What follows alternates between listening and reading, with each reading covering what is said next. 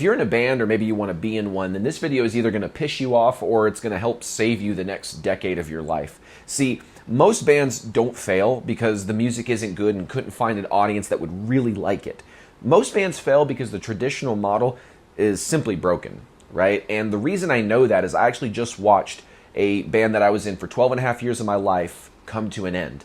And the wild thing is this wasn't just a band that I was in for one tour or one album cycle. I got in that band, I started that band when I was 17 years old, and I turned 30 this year. And so I've spent my entire 20s and my late teens being in this band, touring, playing 700 plus shows across America. And doing that, I've learned a lot of things. And if I was to go back though to day one, knowing what I know today, I would do things totally differently, right? I came up in an era where Spotify was sort of a new thing, right? I started my band in 2013.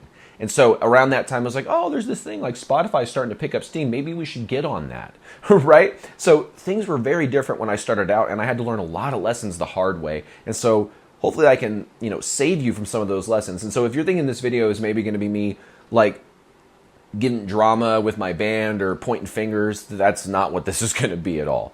What this is if you're a band right now, or if you're in a band, or you're trying to be in one, you think maybe, man, I've been doing this for a long time and it just feels harder than it should, then this is a video for you to hopefully give you some of the things that I learned that will help save you the next 5-10 years of your life so that they can be better than they otherwise would have. Because, once you see this, you're not really going to be able to unsee it. So let's start the place where nobody really likes to look, but it's the obvious ugly elephant in the room, which is the traditional model of I'm going to get 3 people, 4 people in a room, and we're going to write music together, all original music together, and then we're going to go out and we're going to play shows and we're going to garner an audience and a name for ourselves, and then we're going to get recognized, we're going to get signed, and then we're going to all this stuff, right? That sort of narrative of being in a band. That doesn't really work in practice anymore, because if you think about it, the band economics are divided by however many members there are in that band. So if there's 4 people in the band, and you just went to a gig, and let's say you were able somehow to get $400 as an original artist to play your set, that means you didn't actually make $400. Everyone made $100. That's what that means, okay? So that may not sound bad when you're 17 years old or you're 20 years old, but when you're 30, 35, coming home with $100, and that's if you made $400 that night, is not a very attractive prospect, because you would have to play, roughly speaking, 20 shows a month at that profit level to start bringing enough income home that it can start to, pay your bills, and you can start making that living off of music, right? So, and even if you wanted to go part-time with it, you'd still have to bring in, you still have to play like 15 shows like that, 12 shows like that. It's pretty chaotic, and a lot of musicians aren't able to get $400 a night. So the idea here is you even have to divide it further if you want to be economically responsible. If you want to actually get the band to grow, you have to be able to invest in the band. And so if you have to invest in the band, you have to put money aside for it. So instead of making $400 and you divide it 4 ways because there's 4 members, you're forgetting about the 5th member, which is the band. You got to put money aside for the band. So really what happens is everyone makes $80, including the band, as opposed to just everyone makes $100. So you didn't get $20 more, but now the band, as a fund, the band fund, the money that you had to invest in, let's say, meta ads, or maybe you got some money you can invest into better recording equipment or whatever it happens to be, right? You can start to do that now. But again, everyone just walked away with $80 now instead of $100. That will take care of most people's like food and gas for a day. You know what I'm saying? Like, it's not very substantial. So unfortunately, in today's world where inflation has just been crazy, like I remember back in the day, we were kind of doing the math like, okay, it's roughly, $70 a day for us to eat if we just kind of keep it on the cheap side, as cheap as we could make it, right? And not just eat like out of cans and stuff, just like cold, uncooked food out of cans, right? We're like, okay, we can roughly live on like, with the 4 of us, kind of big people, $70 a day. We did the math, it can work out. Well, then over time, it started to go to $75 a day, $80 a day, $80 a day, $100 a day.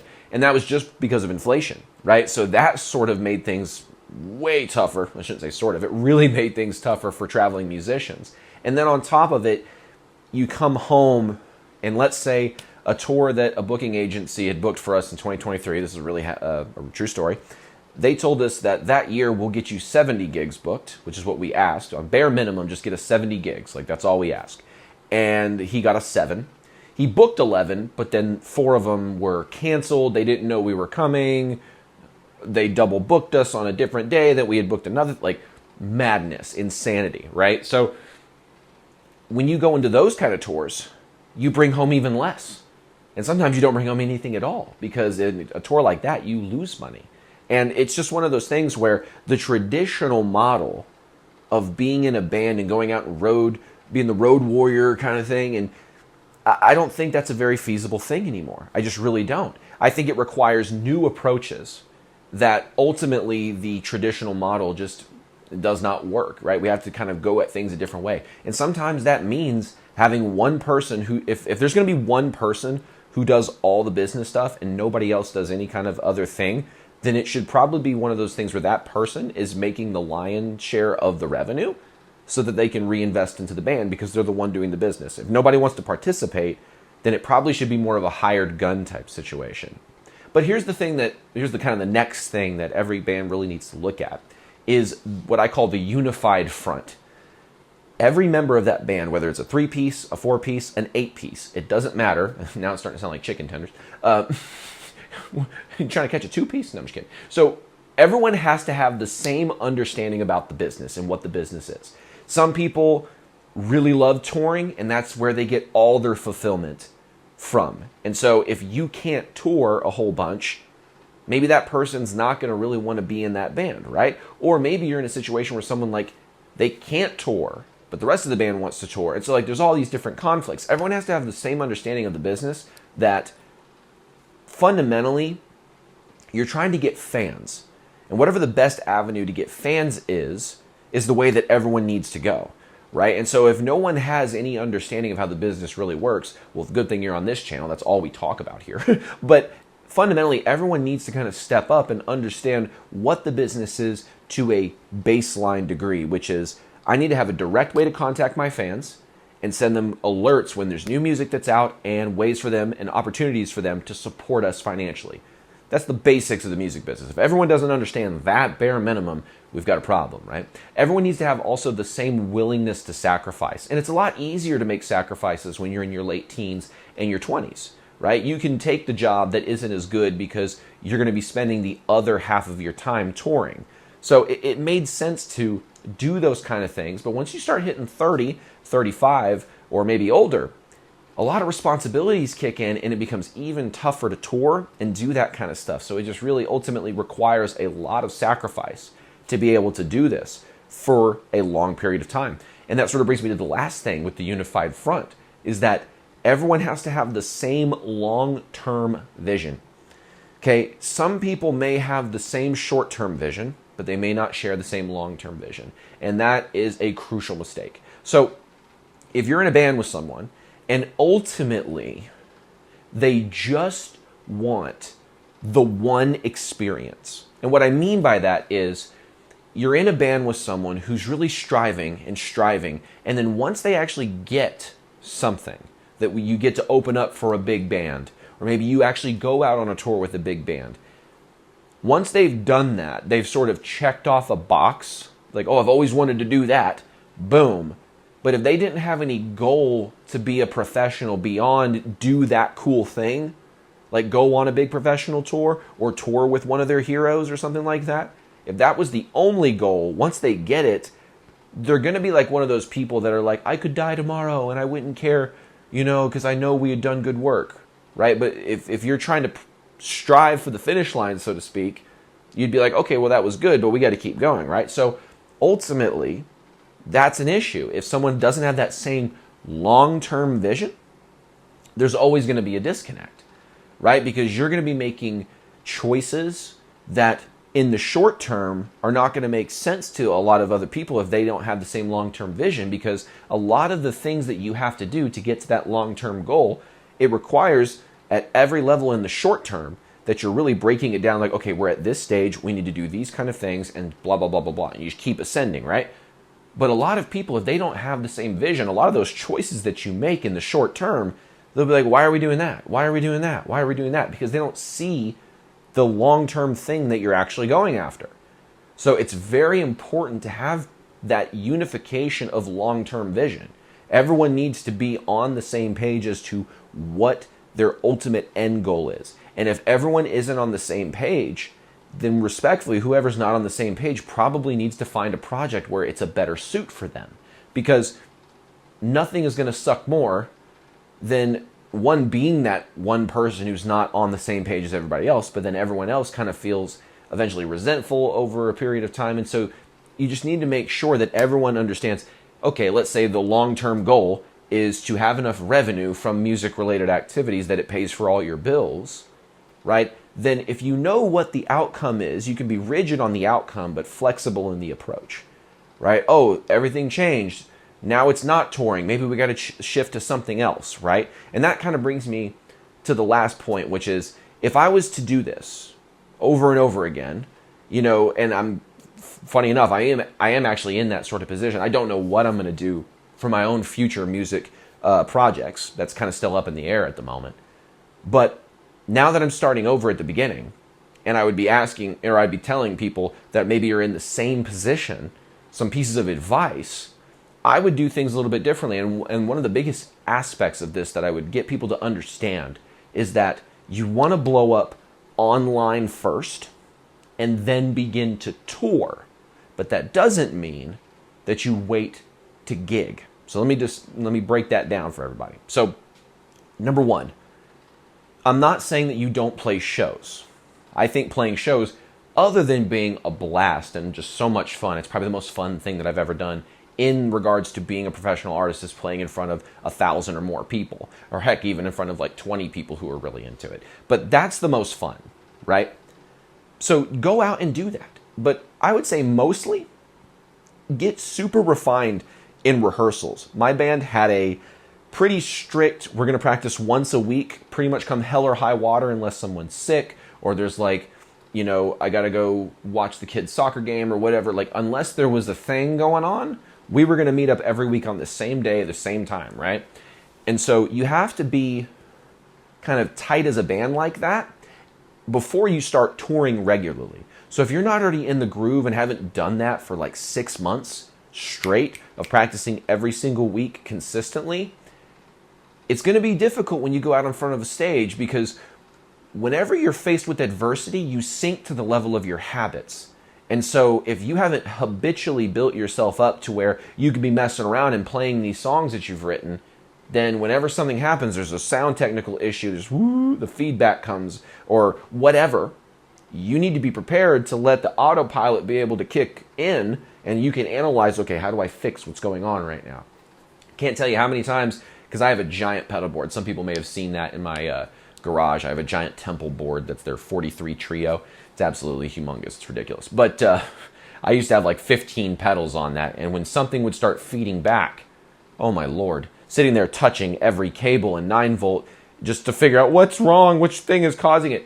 You have to be able to keep yourself composed, and I knew that I could keep my left hand going while my right hand was sort of messing around with another thing. I'll give you a really quick funny story. One time we were playing a Stained cover. Some of you guys remember that band Stained? It's been a while. So this was not that song. We were doing a heavier song called Mud Shovel, and I was playing it in a particular tuning, which happened to be a half step down drop D. For the guitar players, you know what I'm talking about. And I was playing it, and guess what happens? My string broke. But this particular guitar had a floating whammy bar, which means when one string breaks, the whole guitar goes out of tune. You don't just like, oh, everything's in tune, but I lost a string. The tension goes off and all the strings go massively out of tune.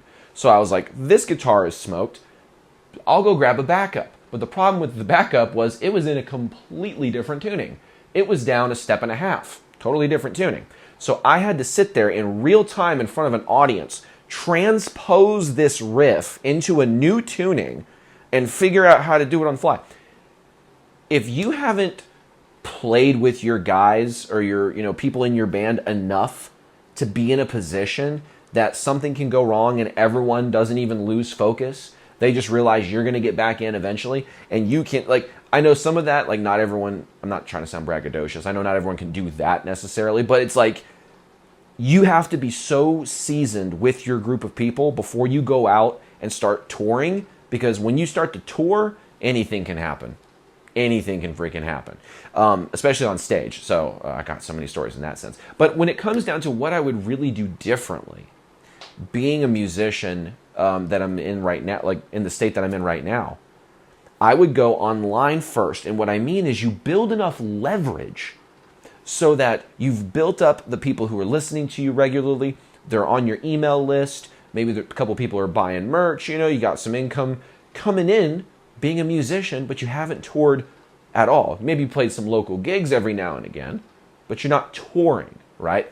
If you want to go tour, I think if you're trying to do that game, right? You're trying to play that specific game, go build the online presence. Build it up to a place where you could go to certain locations. You can go check your Spotify for artists and go, oh man, we're huge in Chicago. So you know you could go play a gig in Chicago, and you've got people on the email list that you could hit up that you know would be there. Right? Now it makes more sense to go out and play in Chicago. And then you can start looking at the cities that you're doing well in and be like, okay, how could I maybe form a little tour route from that? Or just a little weekend run where I just go play a couple shows, come back. So you got to look at it from that perspective, as opposed to the grind it out, play a whole bunch of shows all over the country, even though you're like an up and coming band. That game is just so grueling and not economically feasible. It was hardly economically feasible in 2013, 14, 15, 16. God bless. I mean, nowadays, in 2025 and beyond, I can't imagine people trying to do the same thing that we did when we very first started out. And so I hope that this video gives you kind of some confidence in the sense of, all right, if I do want to actually be in a band, I've got to get past the traditional model. Think of new approaches.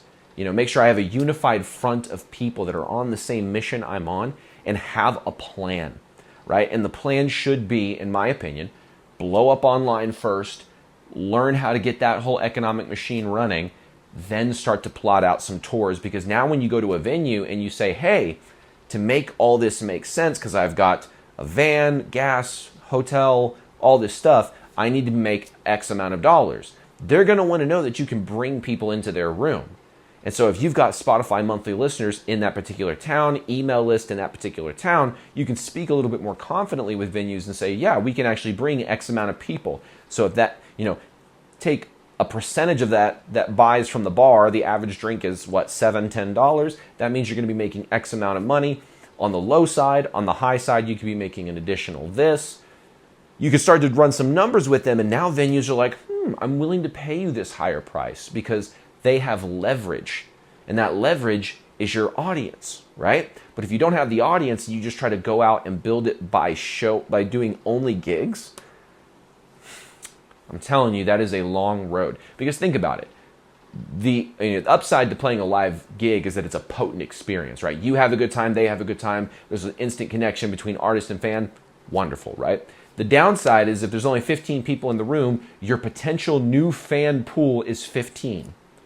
Whereas if you get a good piece of content online that's about your music and you as an artist that is actually spotlighting the music, now you can get access to 100,000 people. 1 million people can become fans.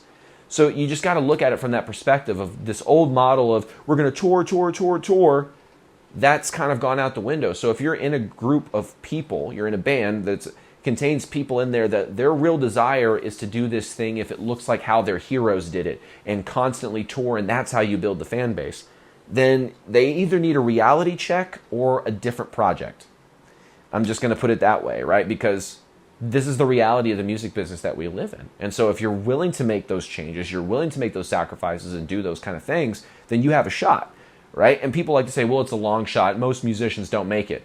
I'm like, sure, 99% of musicians don't make it. But of that 99%, I guarantee you 10% of that 99 actually gave it a good, honest effort. Most of the musicians that I see saying it doesn't work, they don't post anything. They have no posts on their profiles. Some of them don't even have profile pictures. Those are the people that complain all the time about, well, no musicians could get any traction anymore. These are the people that have no profile pictures, no subscribers, no videos. It's like, yes, if I took action like you took action, I would feel the same way.